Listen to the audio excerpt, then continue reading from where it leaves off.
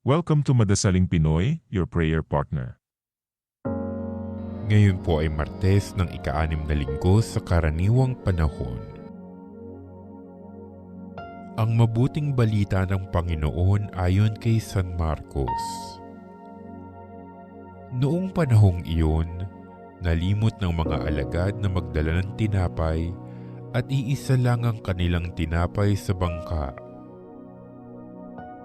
Kaiingat kayo, ilagan ninyo ang libadura ng mga Pariseo at ang libadura ni Herodes, babala ni Jesus sa kanila.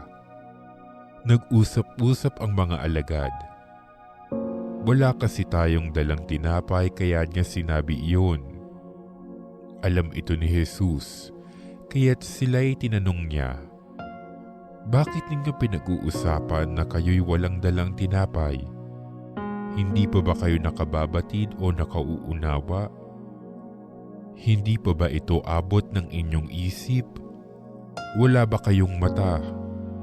Wala ba kayong tainga? Nakalimutan na ba ninyo ng paghati-hatiin ko ang 5 tinapay para sa 5,000? Ilang bakol ang napuno ninyo sa mga lumabis na tinapay?" 12 po, tugon nila.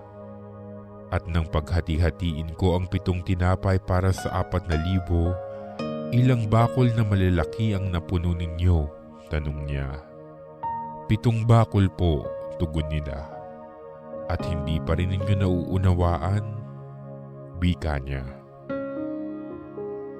Ang mabuting balita ng Panginoon.